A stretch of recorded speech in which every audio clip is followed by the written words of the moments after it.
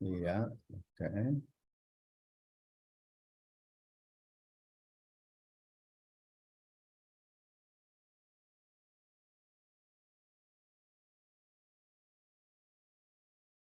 Yeah, okay.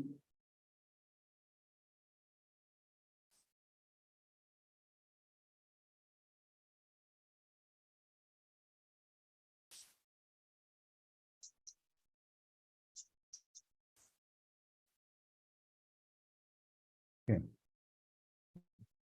Bu Kiki, ready? Yeah. Yeah. Okay, good afternoon, everyone, and welcome to the Combinatoric Today series. I am your host today, Edi Tribaskoro, and this is the fourth edition in this year, 2023. First of all, allow me to thanks to the Faculty of Mathematics and Natural Sciences, ITB, Bandung, and also the Center of Research Collaboration on Graph Theory and Combinatorics for the continuous support to this series. And in this series, we will explore some of the most important and interesting results in combinatorics, and we'll also learn about some of the challenges that mathematicians are still working on. And I hope you will enjoy this series and you will learn something new. Our speaker today is Professor Gordon Royle. He is a professor of mathematics at the University of Western Australia, UWA, Australia. And he will be talking about Hamilton cycles in cubic and other graphs.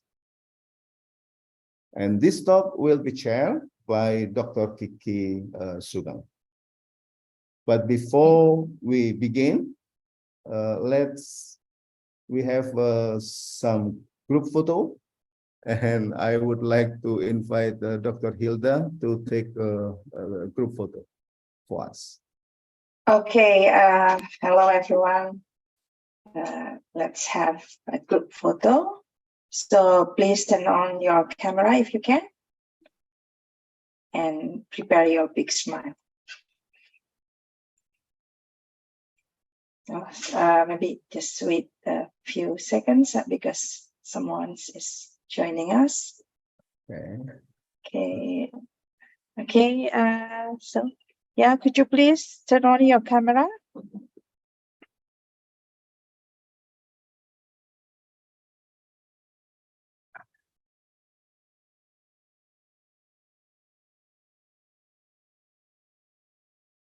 Okay. I will count until 3. Okay, big smile. 1, 2, 3. Big kiss. Okay, hang on. Let me check, make sure that we already have the picture. Hang on. Oh, not yet. Sorry. I'm so sorry. Okay, let's do it again. Okay.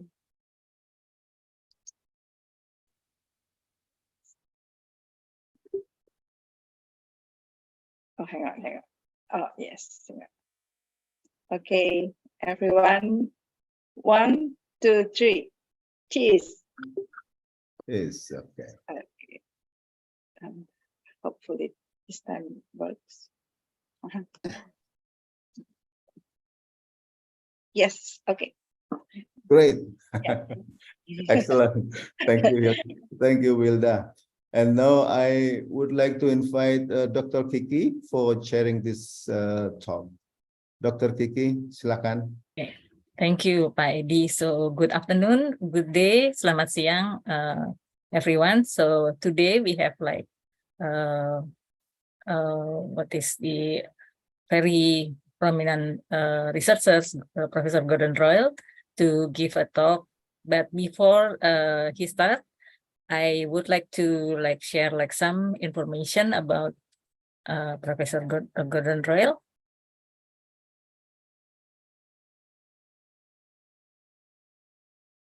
So today he will talk about Hamilton cycles in cubic and other graph. So Professor Royle has got his PhD from University of Western Australia in 1987. And the supervisor is Cheryl Breger. She's joined with us right now. And Brendan McKay. And his thesis is entitled Constructive Enumeration of Graph. He got the interest in chromatic polynomial when he visited, or not visited, spent 2 years in University of Waterloo in Canada when he met Ron Reed, and also meeting with Chris Grotzil. He get interest in algebraic graph theory. So after another 2 years in Vanderbilt University, he returned to University of Western of Australia and already at 17 years in computer science department before moving to the Matematika and Statistics in 2008. So right now he is a professor of School of Physics, Mathematics, and Computing in the Mathematics and Statistics department.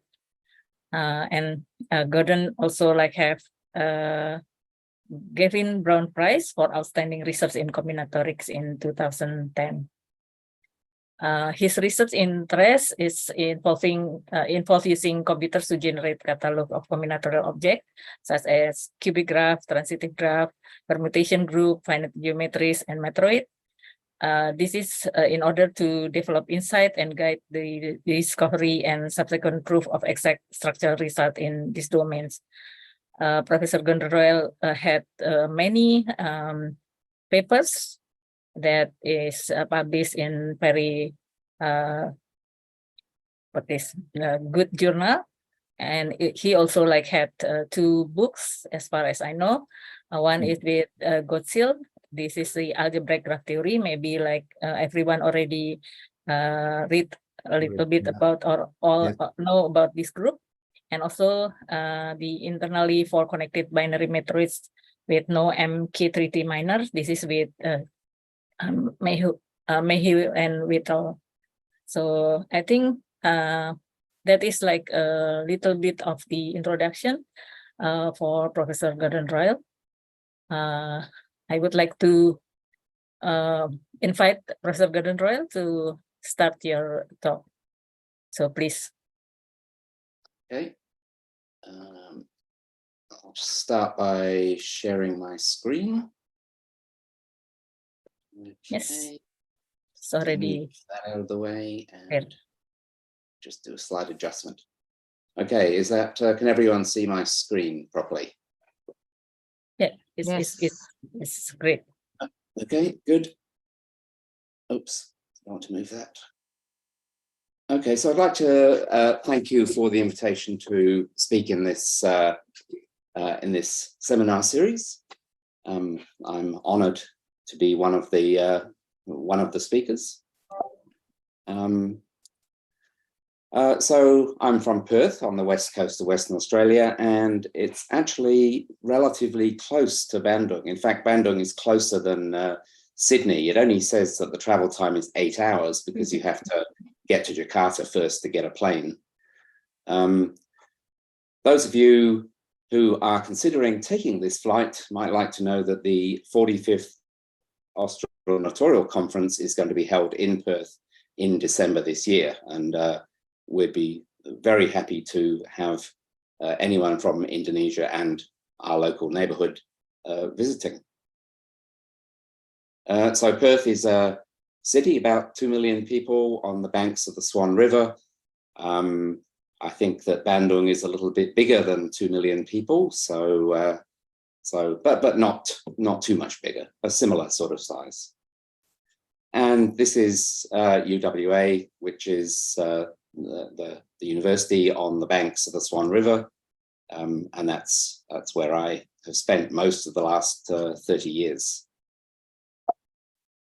Okay, so sorry, somebody's.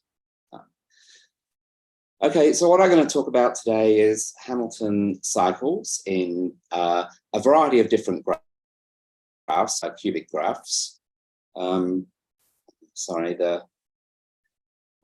it's a number of different problems I'm going to speak about, and they keep,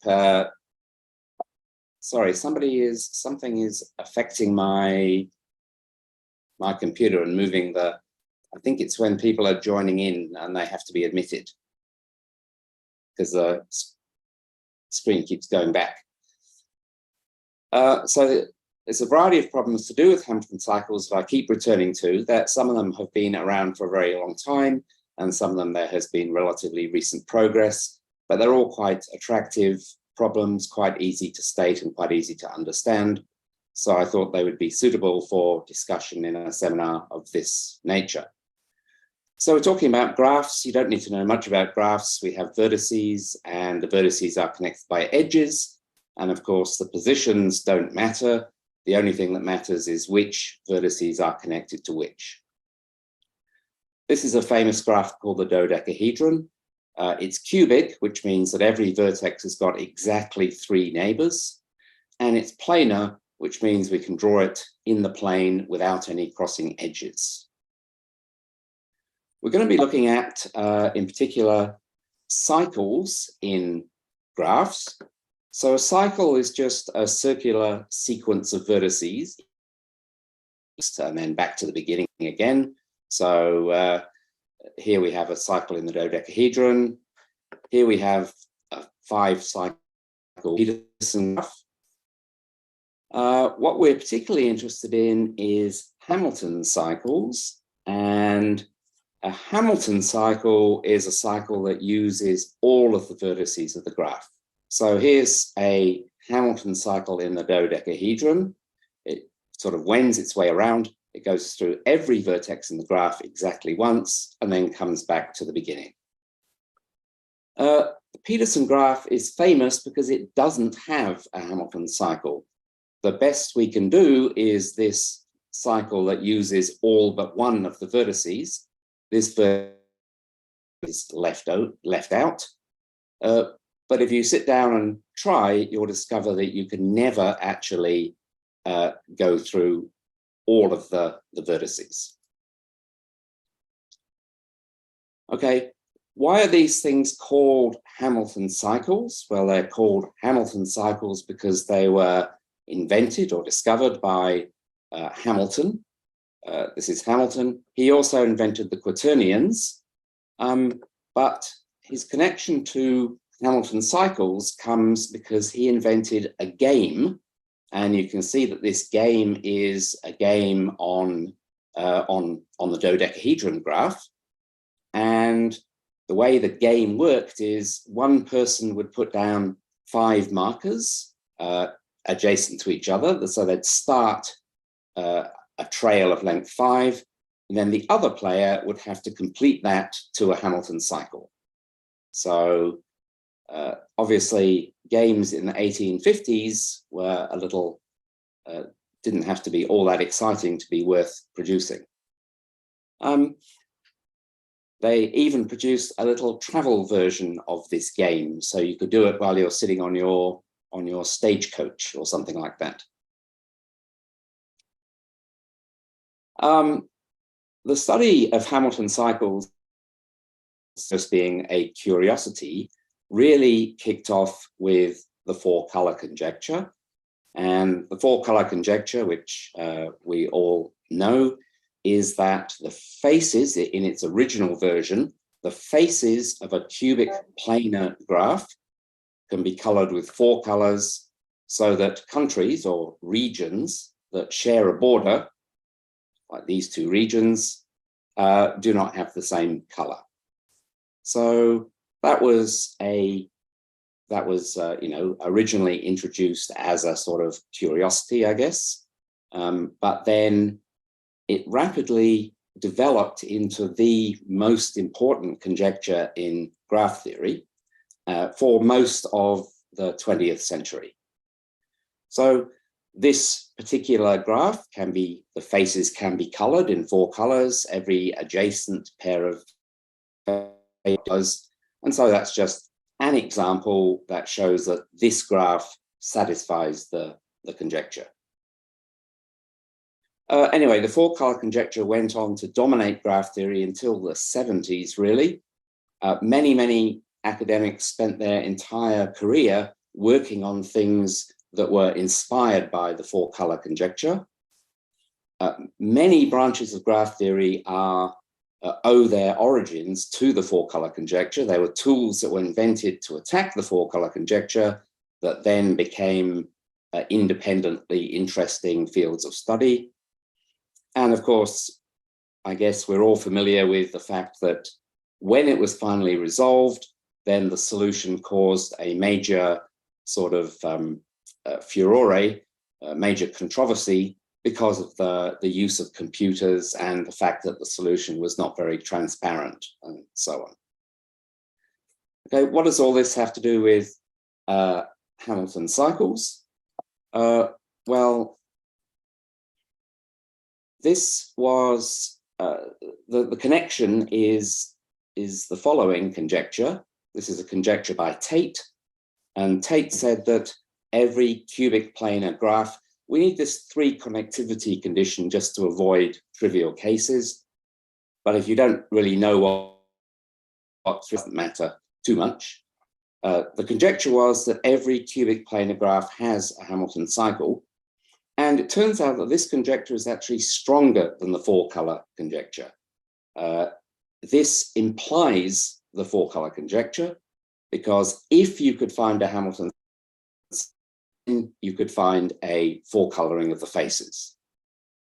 So there is a tight connection between Hamilton cycles and the four-color theorem. Unfortunately, Tate's conjecture is actually false, whereas, of course, the four-color conjecture is actually true. So it is not true that every 3 connected cubic planar graph has a Hamilton cycle, but it is true that they all have 4 colorings of the faces. Okay, it was Tut who was the first one to prove that that Tate's conjecture was false. Tut, of course, was an incredible giant of combinatorics who made seminal contributions in many different areas, as well as his work in the Second World War in Bletchley Park, but was always very modest about his contributions.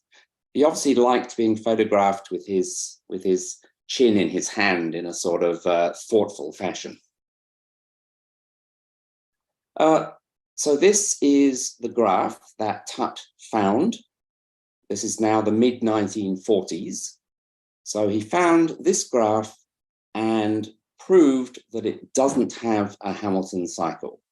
So this is a graph that shows that Tate's conjecture is incorrect, even though, of course, you can still four-color its faces. So the four-color conjecture is still fine. Okay, so this graph has got 46 vertices. So how in the 1940s do you take a graph with 46 vertices and show that it doesn't have a Hamilton cycle? I mean, finding a Hamilton cycle is difficult computationally. Showing that something doesn't have a Hamilton is equally difficult computationally. So the answer to this, of course, is that this graph is built up from smaller pieces, and by examining one of these, or by examining the smaller pieces, then you can rigorously convince yourself that the entire graph does not have a Hamilton cycle.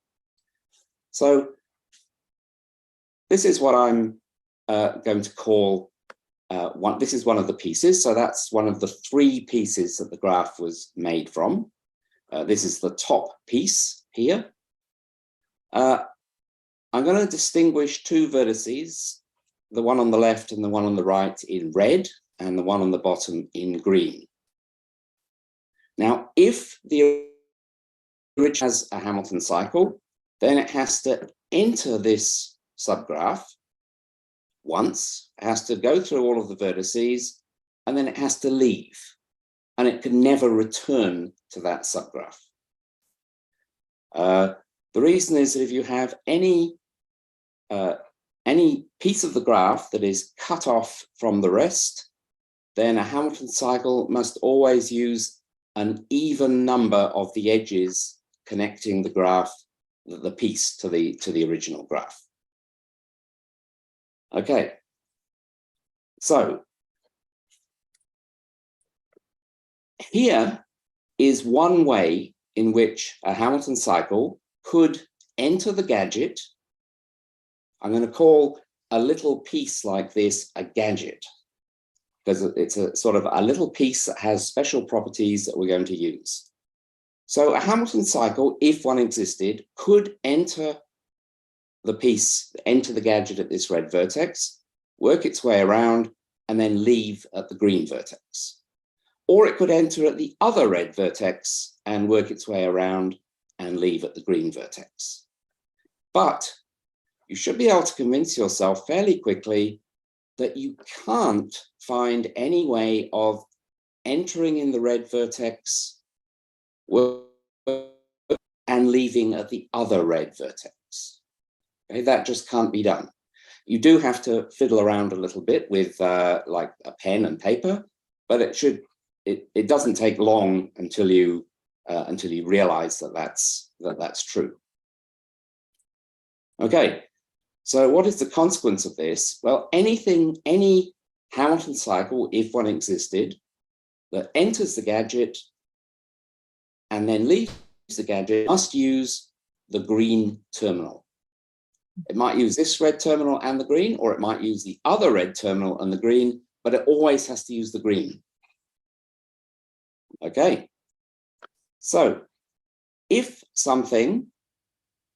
a Hamilton cycle, little gadget just as a little circle with the 3 terminal vertices, and this is just meant to mean there's some stuff inside, but we don't really care what it is, because all we're interested in is what happens when the Hamilton cycle enters and leaves the gadget.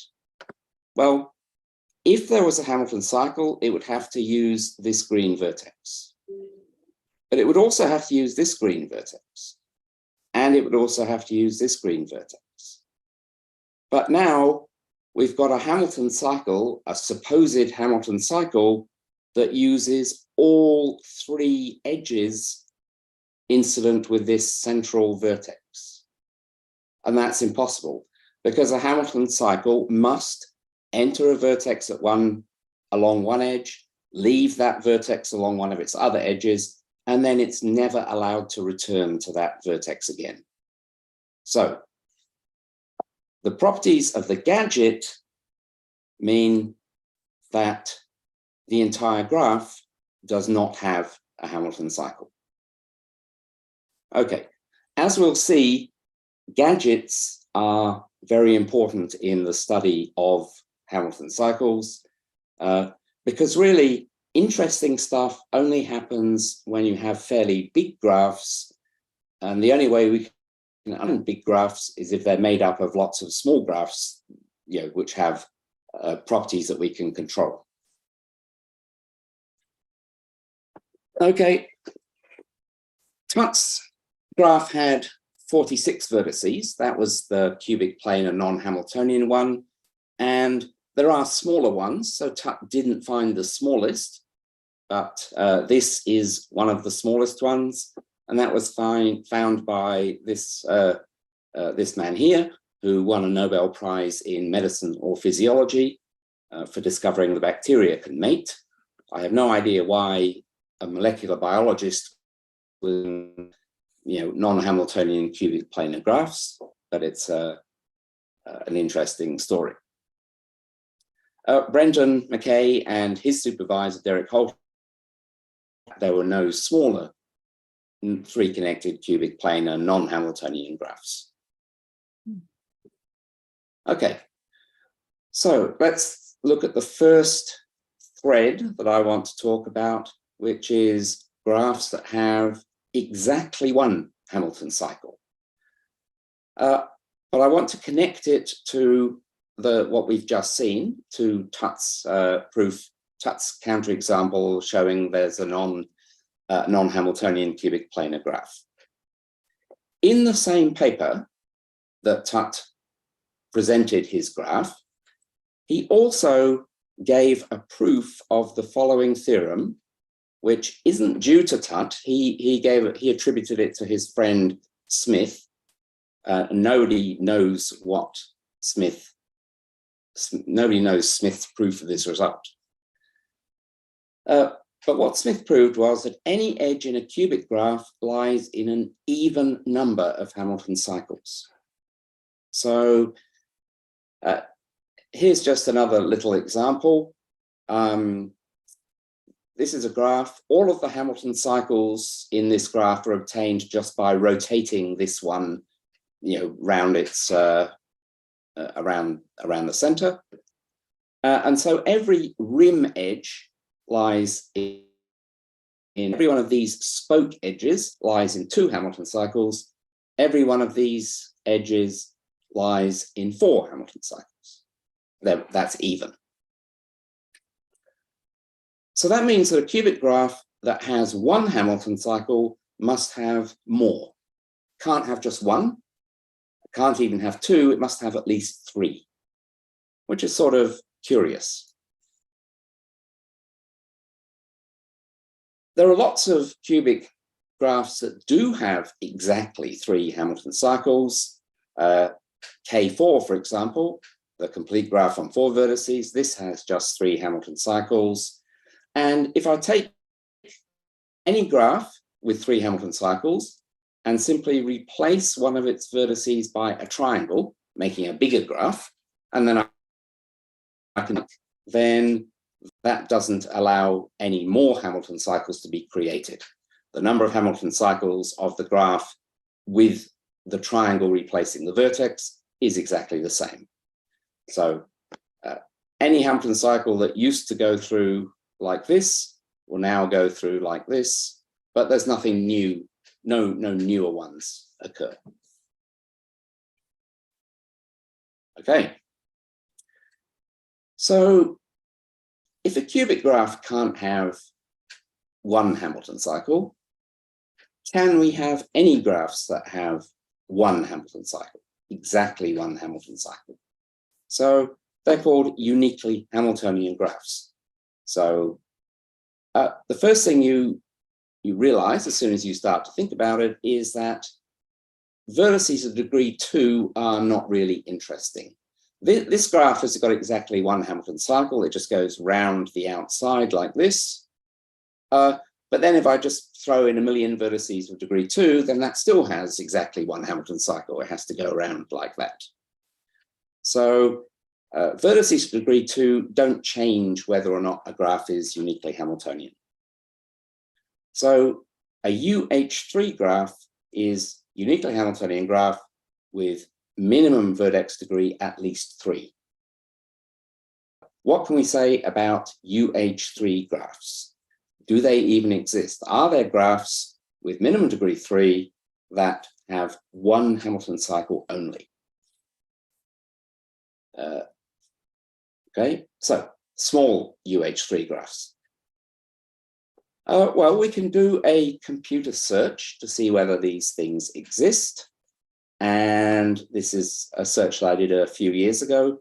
So I just started with a cycle. In this case, it's length 18. I'll explain why 18 was important. And then I just started to add more edges. So for these green vertices, I took the green vertex and I added a chord. Then I took the next vertex, added another chord, another chord, another chord, and so on. And I just do this systematically in all possible ways. As I'm doing this, what I want to do is not create any more Hamilton cycles because we've already got the outside cycle.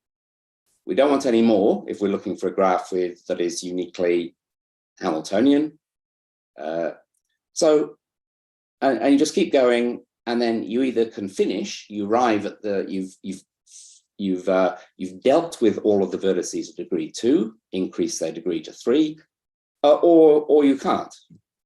And if you start with a cycle shorter than 18 vertices, say 16, then you'll discover that you won't finish. You can't finish. By the time you've increased the degree of all of the vertices, you have definitely created a second Hamilton cycle. Okay. 18, on the other hand, U finally is the smallest number of vertices whereby you can complete this process and actually construct a graph with minimum degree 3 and just one Hamilton cycle. Okay, and once you find that graph and you unpack it and have a look at it, what you discover is that it looks like this. And it's just 2 copies of the Peterson graph with a vertex removed and then joined up in this. Okay, it is not surprising to us that the Peterson graph arises here. So anything to do with Hamiltonicity, the Peterson graph is going to play some role. And this is the unique smallest UH3 graph. So there's no smaller ones. That's the absolute winner. But when I sort of, I'm not quite, can't quite remember how this happened, but somebody from Latvia contacted me afterwards and said that this famous mathematician, he's called Emanuels Grinbergs. He's a Latvian polymath. He's most famous for Grinberg's theorem, which is about Hamilton cycles in planar graphs. Anyway, it turns out that he had in 1979 found a UH3 graph and published it in 1986, but in some place where I would have no access to it and no one did. Just one small curiosity. Apparently in Latvia, all surnames end with S, and so his name is Grinbergs with an S. But if you look at his work in any Western, in MathSciNet or something, then it's always done without the S. But I feel he should have his S. Anyway, here's a scan from his notes from 1979, which was supplied to me by Danish Zeps, who's one of, well, his supervisor was supervised by Grinbergs. And here's a picture of the graph. Now, it's not the same graph. It's another uniquely Hamiltonian graph on 18 vertices. It's got more edges than the winner, than the absolute minimum, but he was only one edge short of finding the absolute minimum. And again, he was working by hand. He never used the computer. It's also a bit Peterson-like.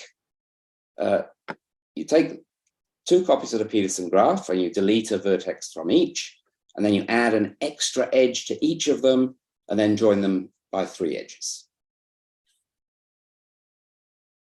Why does it work? Well, it works because there's one Hamilton path in the graph, vertex in the half graph in the one side, from the yellow vertex to the blue vertex, and there are no Hamilton paths that go from the yellow vertex to the green vertex. So we can use this little piece as a gadget to sort of control how Hamilton paths how Hamilton cycles can be built up. Okay, so if we connect it up in this way, then any Hamilton cycle must go, well, it can't use this green vertex. So it has to go around, and there's only one way of doing this. And then on the other side, there's also only one way of doing it, unique Hamilton path. Okay, so then we have the fundamental question, which graphs can or cannot be UH3 graphs? And there's been quite a lot of papers on this. And there are some interesting things like take bipartite graphs. Well, they can't be UH3 graphs. There's no UH3 bipartite graph. Impossible. That was proved by Carsten Thomason. What about planar graphs? Can there be a planar UH3 graph? Nobody knows. That's an open question. There's lots and lots of information in this paper by Herdgeber, Mielsman, and Zamfarescu who did a very extensive computer investigation and, and produced lots of interesting data. Okay, why am I particularly interested in UH3 graphs? I mean, they seem like they're sort of somewhat specialized. Well, one of my other things that I'm interested in is chromatic polynomials. And there's a famous conjecture by Carsten Thomason that says a Hamiltonian graph has no chromatic roots in the interval 1, 2. Now, it doesn't matter at all what any of these things mean. All you need to know here is that this is something I'm interested in, and this is something that's... I'd like to know the answer to this because Fengming Dong from Nanyang and I have some more precise conjectures about this problem. But trying to solve this problem led Carsten Thomason to make a much stronger conjecture, which would imply the conjecture about chromatic roots. And this is a conjecture that says, if you have a Hamiltonian graph of minimum degree at least 3, so Hamiltonian means has a Hamilton cycle, then there's at least one edge such that if you both delete it and contract it, then the resulting 2 graphs are both Hamiltonian. Okay, now if this were true, then that would be a very powerful inductive tool for results about Hamiltonian graphs. So, is this conjecture true? Well, it's been made by Carsten Thomason, and in general, Carsten Thomason's pretty smart, so you would expect it to be true, but it seems that no one has been able to prove this conjecture. Okay, well, if no one can prove this conjecture, then maybe it's false. Well, if it's false, then there must be a counterexample. So what would a counterexample look like? Well, a counterexample would have to be uniquely Hamiltonian. Because if you have a graph that has more than one Hamilton cycle, and I've drawn a graph here, it's got an outside yellow cycle, that's a Hamilton cycle. It's got a red Hamilton cycle that sort of wends its way around. So this graph is not uniquely Hamiltonian. But look, if I take this edge E, that's in one cycle and not in the other, then what happens if I delete E? Well, the red Hamilton cycle survives. What happens if I contract E? Well, the cycle survives. So any counterexample to Thomason's conjecture must be uniquely Hamiltonian.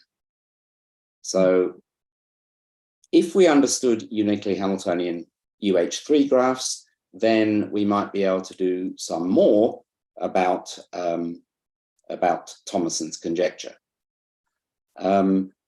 Now, I did have a little more to say about that, but I will not do it now because I don't want to run over time.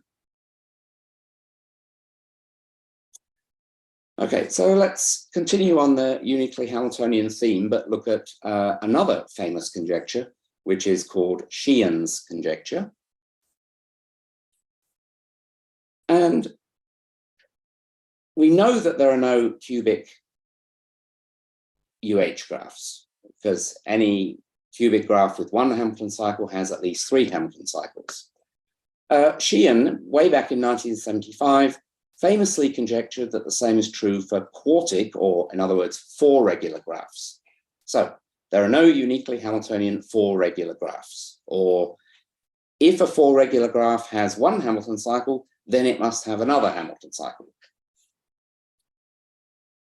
Okay, so is this true or not? Can we find a uniquely Hamiltonian 4 regular graph? Well, seeing it's still a conjecture, the answer is we don't know. There may or may not be a uniquely Hamiltonian 4 regular graph. Well, let's see what the computer says. So if I look at all of the 8 vertices, then if they have any Hamilton cycles at all, then they have between 29 and 72. By the time you get to 14 vertices, there are between 72 and 864. And so it looks like this number is growing. As the number of vertices increases, the sort of minimum number of Hamilton cycles seems to keep getting more and more. Is 14 vertices, and it has exactly 72 Hamilton cycles. So it's one of the ones that meets the lower bound. Okay, now it turns out that this number doesn't keep growing, that there is a family known of 4 regular graphs, an infinite family of 4 regular graphs, where every one of those graphs has got exactly 216 Hamilton cycles. So, but we're not really that interested in 216. What we want to know is, 1, is there a uniquely Hamiltonian 4 regular graph? Clearly, we're not going to find it by computation with small, graphs on a small. Okay, so when you think about it and you do some computations, it seems like it's obvious. I mean, these 4 regular graphs have got heaps and heaps of Hamilton cycles. And so it was a real shock to everyone when Herb Fleischner constructed a UH4 graph, so uniquely Hamiltonian, minimum degree 4 now. Of course, it's not a counterexample to Sheehan's conjecture because it's not regular. It's got vertices of degree 4 and some other vertices as well. So, and so this was quite surprising. This is a diagram of, from his paper, which shows the construction of his graph. I was never able to really actually convert that into some computer readable form, because it was quite ambiguous to me as to which things were connected to which and so on. Fortunately, I had a student last year doing a short research project, and he actually went through and worked it out and got a list of edges and actually produced a version of the graph that I could enter into the computer. And then I drew it. This is a picture by Sage. And as we can see, it consists of a big clump of vertices over here, 2 edges here, and a big clump of vertices over here. The whole graph has got 338 vertices. Each vertex has got degree 4 or 14, and it's just 2 isomorphic graphs which are connected by 2 edges. So these half graphs are graphs that have the property that there is a unique Hamilton path from one vertex somewhere in here to the other vertex somewhere else. And if you join it up to another copy that has the same property, then the whole graph has got a unique Hamilton cycle. Okay, so we wanted to understand more about this graph. So we drew it and stared at it and did lots of other drawings and such like. And what I discovered after doing this was that each of these little blobs here is sort of just another gadget. And there's lots of these little gadgets, and they're all connected up into some sort of intricate fashion. And this is what the final graph looks like. So again, each of these little blobs is a gadget. It has 16 vertices, but all I've drawn here are the terminals, the vertices that connect to the outside world. Okay, so there are 1, 2, 3, 4, 5, 6, 7, 8, 9. There are 10 copies of the gadget, plus 3 triangles, all connected up in this fashion. Okay, why does this work? Well, there is a unique Hamilton path. It starts at this red vertex. It goes through into the first gadget at the green terminal, out at the other green terminal, goes through the red, through the red, through the red, and so on. If you follow around, you'll discover that eventually we find our way to this other red terminal vertex here. So there's just one Hamilton path that goes from here to here. It uses all of the other vertices. Okay. So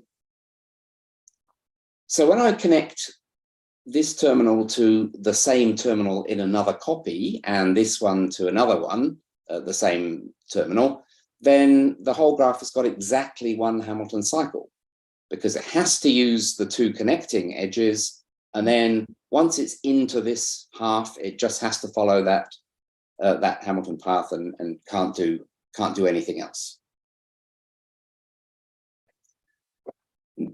What does the gadget look like? Well, the gadget looks like two green terminals, a whole bunch of stuff in between them, and then a red terminal connected just in order to make sure that all of these other vertices have got degree 4. So all of this stuff inside here is purely designed to make sure that there is just one way of going from green terminal to green terminal, but everything else has got degree at least 4. So, and that was the gadget that's in Fleischner's paper. But we can actually build a better gadget, because we can start with two green vertices connected by a shorter Hamilton path. Well, I'm just going to add some edges to make sure that every vertex has got degree at least, well, at least 3 if it's a blue vertex and at least 2 if it's a green vertex. Then I add a red vertex to make sure that everything's got degree at least 4 if it's a blue vertex, and at least 3 if it's a green vertex. And then I can just use that gadget in all of those 10 spaces in the same graph, and we get a smaller graph. Okay. So if we're going to build a smaller graph, we can either make the gadgets smaller, which Callum and I have done, so we have a better gadget, or we can find some graph that uses fewer gadgets altogether. Okay. Now, we haven't been able to do that. So we don't have a graph that uses fewer gadgets, but we do have better gadgets than the ones in Fleischner's paper. Now, this structure, the red vertices are really what forces the Hamilton path to be this unique Hamilton path. So anything that has a red vertex that is fairly low degree, and something that has a unique path from one green terminal to the other green terminal. And it's conceivable that we could actually build a gadget where all of the vertices had low enough degree to form a to form a 4 regular graph.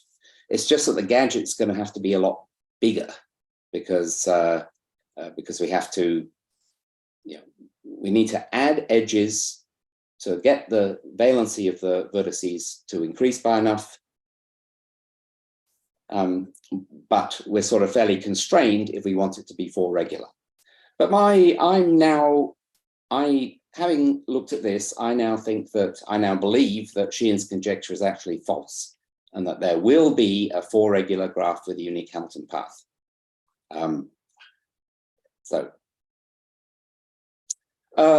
Higher valency, well, there's work again by Thomason, that's Andrew Thomason, and Thomason and Carlos, and they, 5 regular can't be uniquely Hamiltonian, 300 regular or bigger can't be uniquely Hamiltonian, and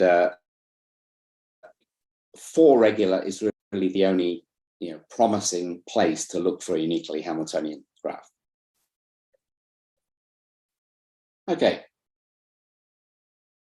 Final topic is to do with counting Hamilton cycles. So this was inspired by a paper by Gek Chia from University of Malaysia and Carsten Thomason, and they looked at a range of questions of the form, here's some cubic graphs, find which ones have got the most Hamilton cycles, which have got the fewest Hamilton cycles. And the particular question that, one of the particular questions addressed was, this is joint work with Irene Pivotto, so my former postdoc. Does there exist a cubic graph, well, with these properties, planar, we know what planar is, cyclically 5-edge connected? That just means you can't cut the graph off using fewer than 5 edges and still have a cycle on each side. That contains more Hamilton cycles than P2N2. Okay, let me just explain what P2N2 is. So generalized Peterson graph, we have an M cycle and then an M vertices inside, and then we join each vertex of the inside ring to the one that is K along. So 2 steps along, so you join it, 2 more steps, 2 more steps, 2 more steps, and so on. So P102 is just the dodecahedron in another guise. So now P2N2 has got a lot of Hamilton cycles. So I guess what they were saying in this question was, is this the winner? Does this have the most Hamilton cycles of all? We know how many Hamilton cycles it has because that was proved by Schwenk in 1980. Some complicated function involving Fibonacci numbers, but it's quite amazing that he could actually find this exact expression. Of course, Brendan McKay's program Gunnar Brinkman and Brendan McKay's program PlanTri can be used to generate planar cubic cyclically 5-edge connected graphs. And so we can generate all of the graphs, and we can look at the maximum number of Hamilton cycles, and then we can see which graph was the winner. And we can see that on 20 vertices, the dodecahedron was the winner. 24 vertices, P12, winner. And then here we found P22 was not the winner. There was another graph that was better than P22. So what is this graph? And can we show that is it in a family? Can we find that it's always going to beat the generalized Peterson graph? Okay, well, you look at it and then you tell Sage to draw it, and that's what it looks like when you get Sage to draw it. And of course, there's not very much you can tell from that picture, so we really have to sit down and sort of try and work out what its structure is. And when you do that, it turns out to be very familiar. Well, familiar to me because I've encountered this graph before as part of chromatic polynomial research. It's got an inner 5 cycle, it's got an outer 5 cycle, and then it's got 3 layers, each of which are 10 cycles, which are connected, sort of every alternate vertex is connected to the previous layer and the next layer, and so on. So it's a structured graph, in other words. When you find that the winning graph has got a very, a very strong structure, then that's good, because if the winning graph was just some and you'd never be able to generalize it or anything like that. Okay. So what we can see here is that what I've drawn here is I've drawn P10(2), and that's 5 cycle, 10 cycle, 5 cycle. Then P12(2), so I've changed the 5 cycle to a 6 cycle, and the 10 cycle to a 12 cycle, and then P14(2). So going in this direction, I'm making the length of the cycle longer, but I'm keeping the number of layers the same. Now, going in this direction, what I'm doing is adding more layers, but keeping them of length 10. Cycle on the outside, 5 cycle on the inside, and then a whole bunch of 10 cycles in the middle. So it's like a two-dimensional grid where I've got, number of layers and layer size. And what Chia and Thomason said is the greatest number of Hamilton cycles to be found by walking down this layer, where you keep increasing the size of the ring, but not the number of them. And what Irene and I discovered is that it's actually better to go this way along the diagram. And whoops, no.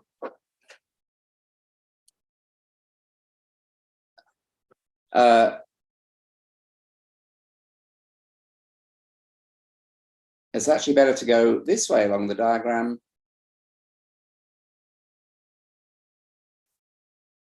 Okay, so why? Oh, sorry. Wait.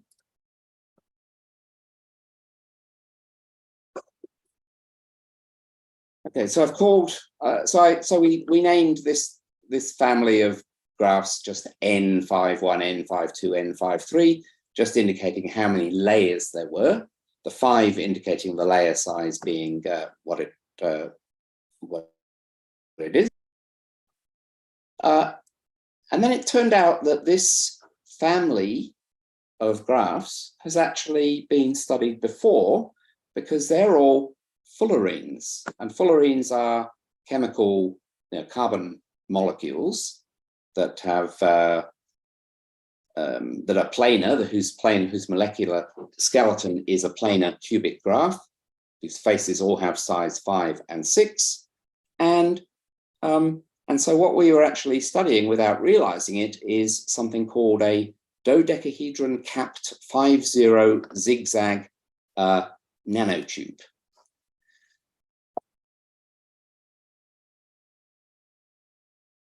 So the good thing about these nanotubes, which makes it possible to study them, is that they just have a repeating structure. So you've got 5 cycle, that outer 5 cycle, and then you've got the layers, except I've drawn them in this sort of funny way, just to emphasize that you've got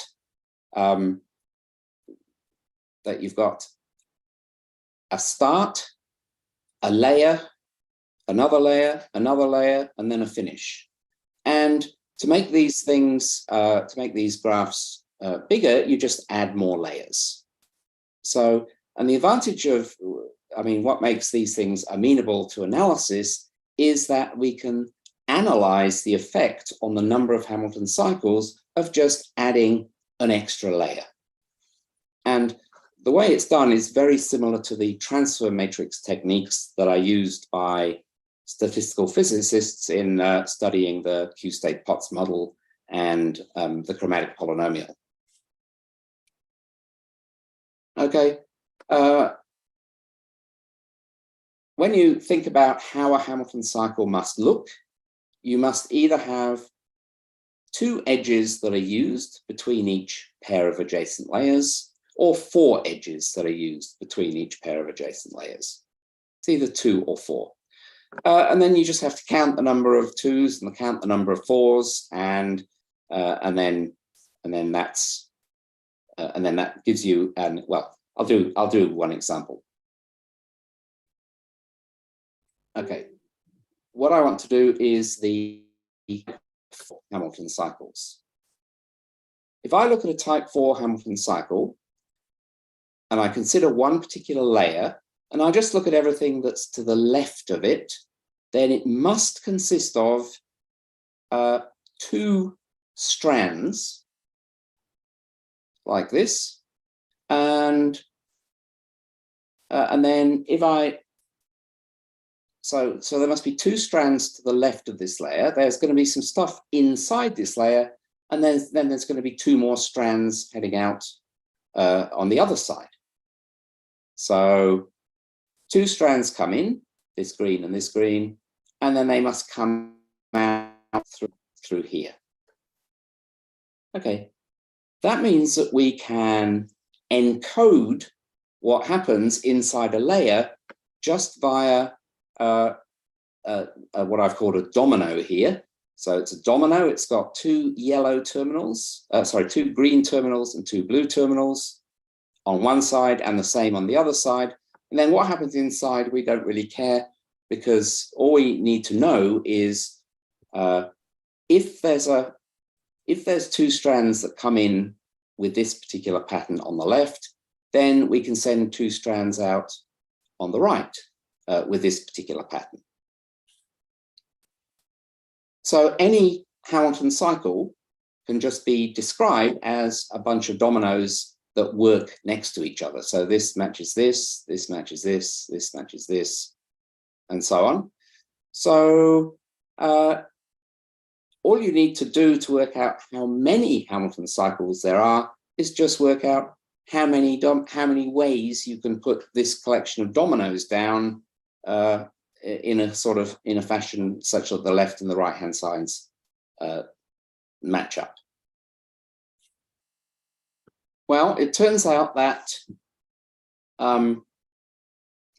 that if you add 2 layers of lattice, then you will have 4 choices for the first layer and 3 choices for the second layer. And that will give you 12 ways to extend any configuration by two additional layers. So for each 2 layers, you can get 12, you multiply the number of Hamilton cycles by 12.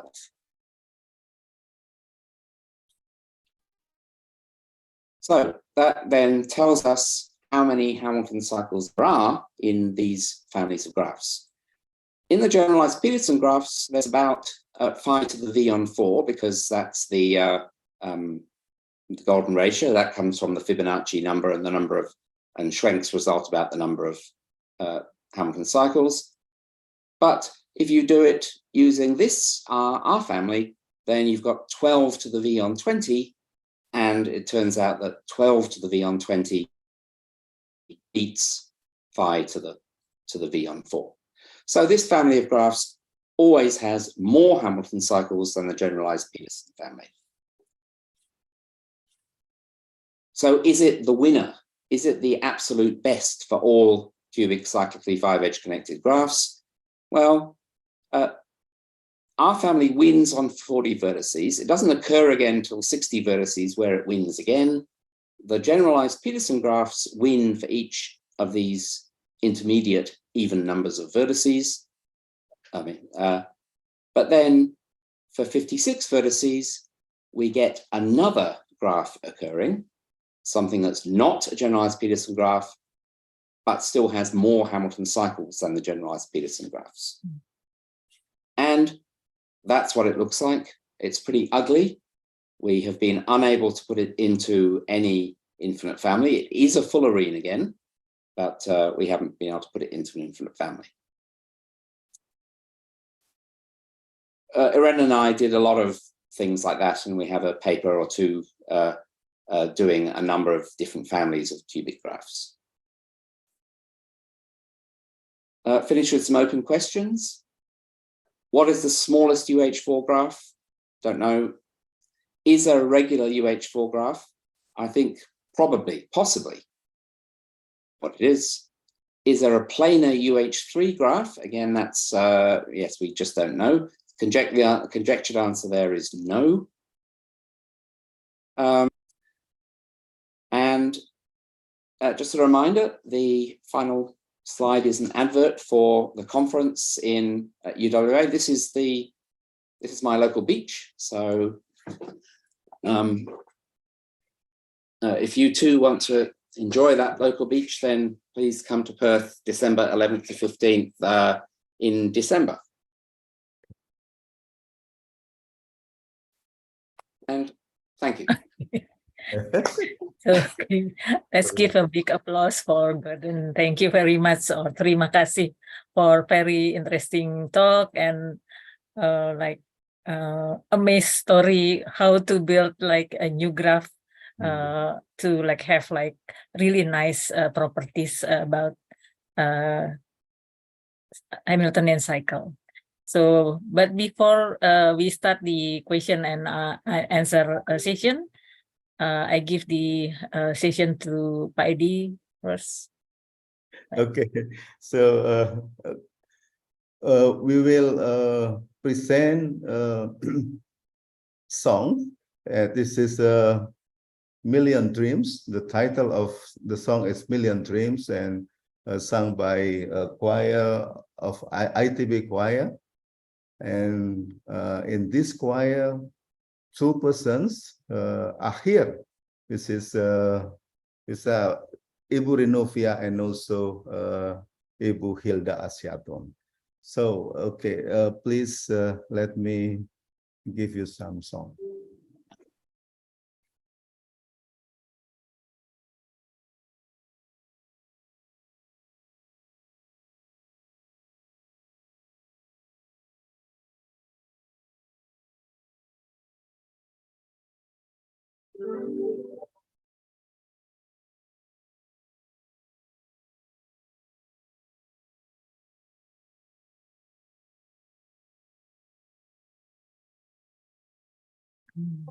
There is no sound, Pak Edi.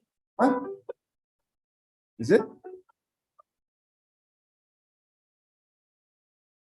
Oh, sebentar. Let me.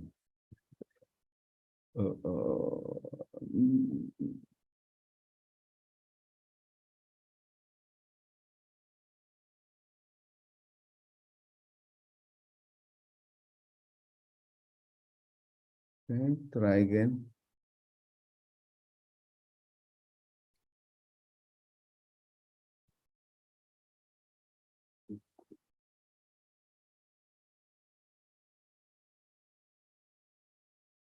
Gimana Bu Rino? Belum ada suaranya Pak Edi. Belum ada? Waduh. Kok bisa ya? Sebentar. Gimana caranya ini? Biasanya langsung ini. Just a moment.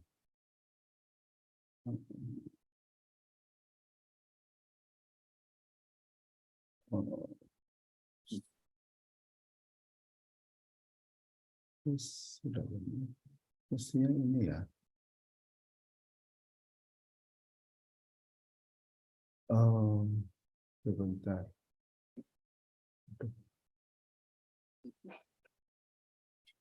Oh, try again. Oh, yeah. You are share sound. Yeah. Now it's.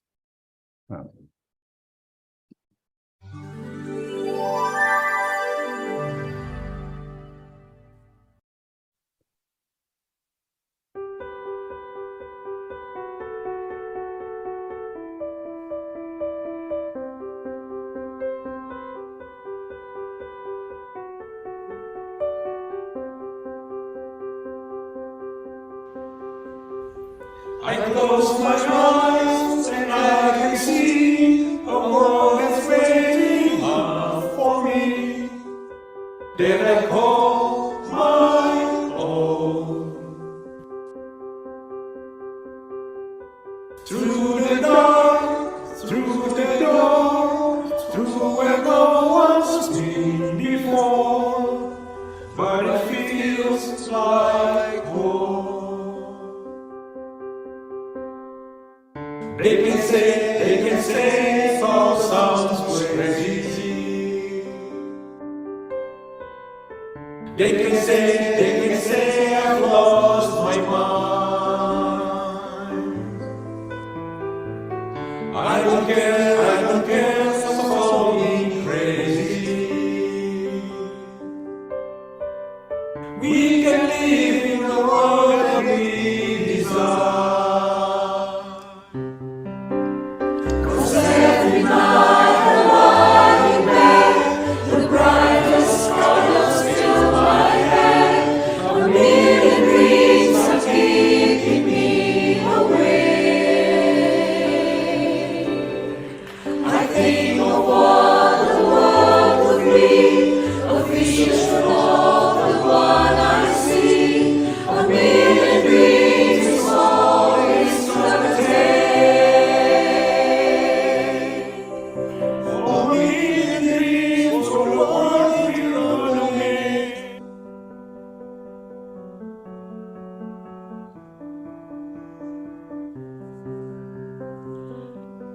There's a house we can build, every room inside is filled with things from far away. Special things I compile, each one there to make me smile on a rainy day.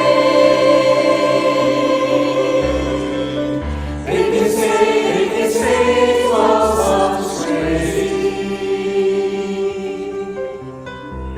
They can say lost our minds.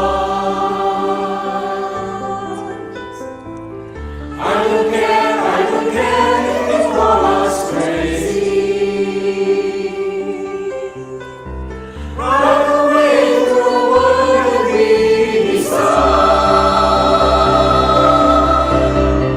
Every night I lie in bed, the brightest colors fill my head. A million dreams are keeping me awake. I think of what the world could be, a vision of the one I see. A million dreams is all it's gonna take. A million dreams for the world we're gonna make. However big, however small, let me be part of it all. Share your dreams with me. You may be right, you may be wrong, but say that you bring me along to the world you see, to the world I close my eyes to see. I close my eyes to see. 'Cause every night I lie in bed, the brightest stars fill my head. A million dreams are keeping me awake. I think of what the world could be, a vision of the one I see. A million dreams is all it's gonna take. A million dreams for the world we're gonna make.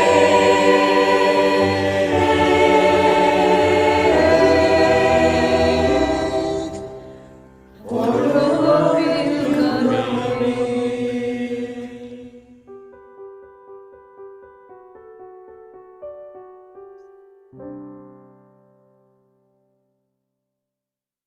Okay.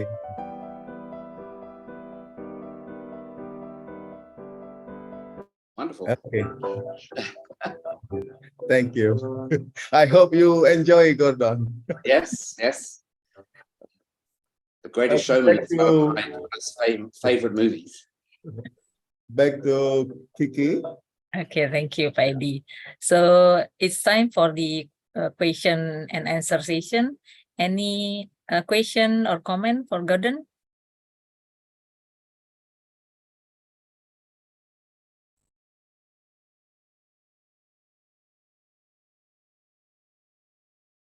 If Okay. there is no other, then can I ask some Yes, yes, please, question? Pak Edi. Okay, so Gordon, regarding the conjectures of Thomason. Yeah. Yeah. So is there any study about how large, if we want to count, if we want to find the counterexample for the conjectures, so how big the number of vertices should be on the graph? And this is first question. And second question regarding the conjectures of Sihan. Yes. Also, I like to know the limit of the number of vertices for regular graph, which admit or which prove that the conjecture of Sihan is true. So what? Yeah, is there any study for that? Okay, so I'll do your second question first. The first task is to actually find some family of 4 regular graphs where the number of Hamilton cycles doesn't keep growing, so where it just stays constant. Mm-hmm. And there's a family of graphs found by Meredith, and they managed to show that, you know, he managed to show that there was just a way of making a family with exactly 216 Hamilton cycles. Then Thomason and Zamforescu managed to show that you could find 4 connected graphs that had a fixed number of Hamilton cycles. But getting the number of Hamilton cycles down to 1 has proved, well, no one has any idea how to do that yet. The computations for small numbers of vertices are vertices like you know, less than 20. So we really have no idea of how far you have to go to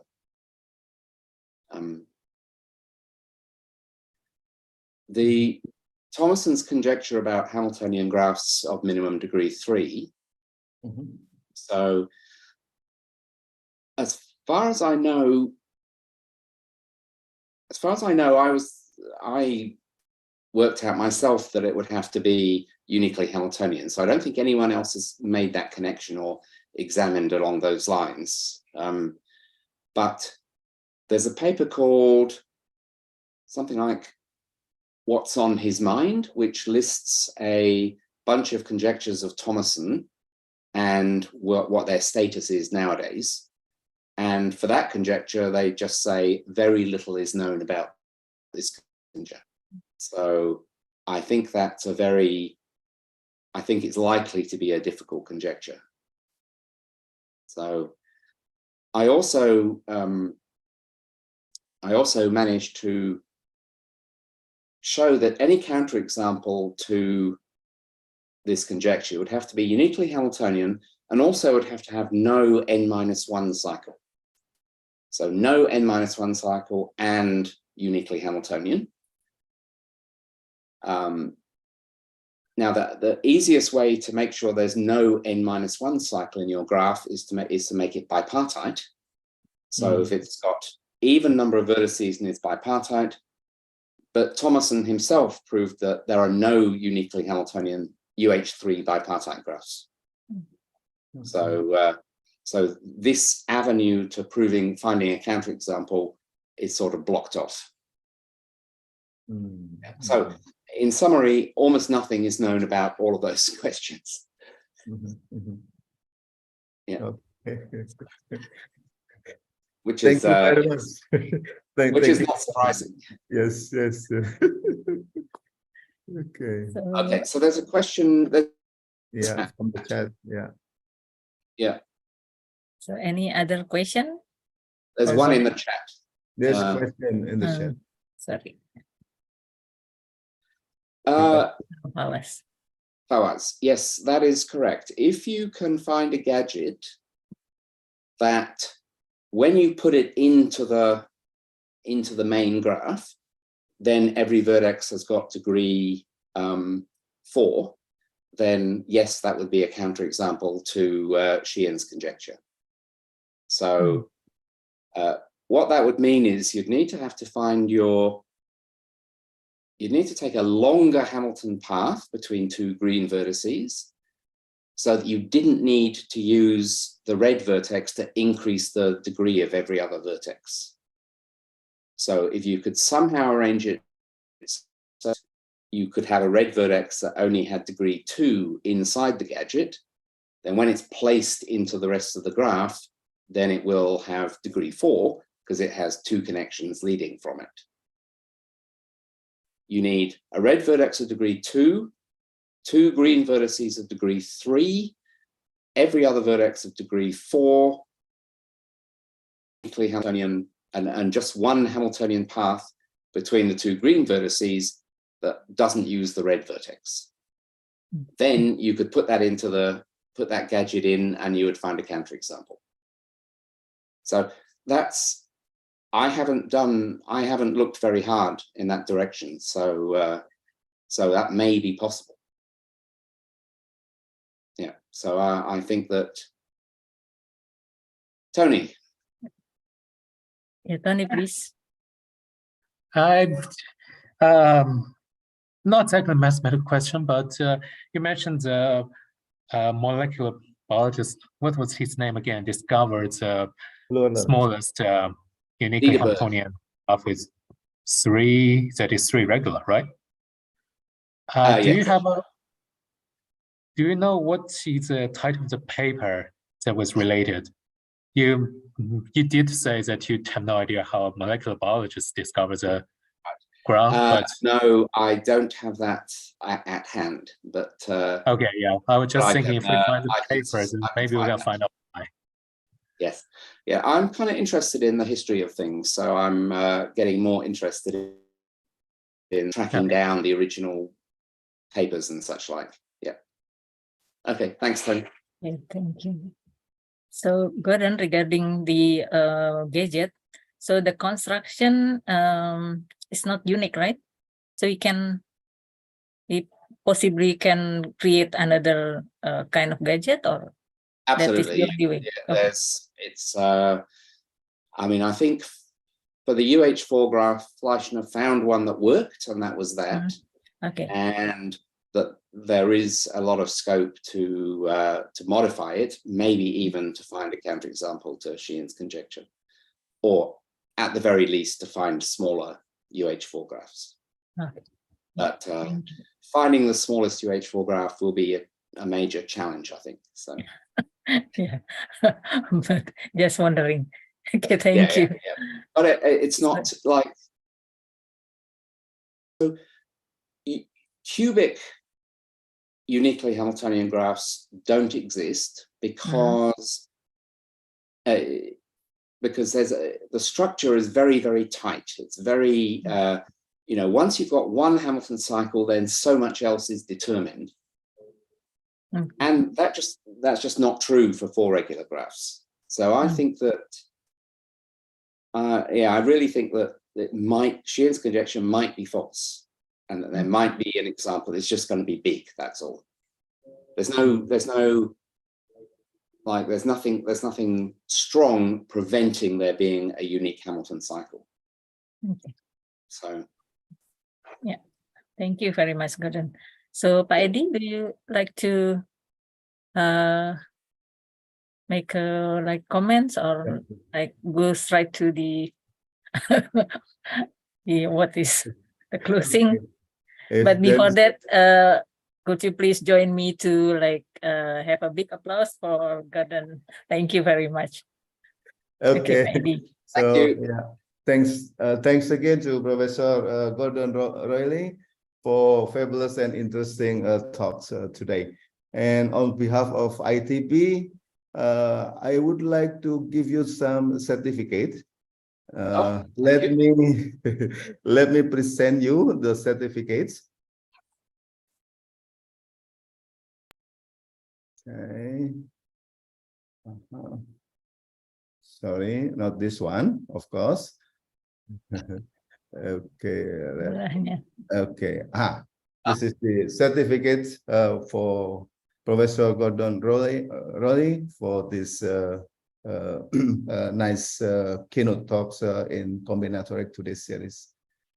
And also here Full our slide, appreciation. Huh? Sorry, full slide. To make it better. Gimana caranya? Just a moment. Full screen. Okay. Let me see. Wow. Okay. Is it already? Yeah. Yeah. Okay, so this is the thanks note from us to be a keynote in this series. So we will send you these 2 documents by email. So Thank you. This is created by AI, Yes. not by my hands. Yes. Okay, so I hope that you enjoy this. It's very flattering, the AI, isn't it? Right. Okay.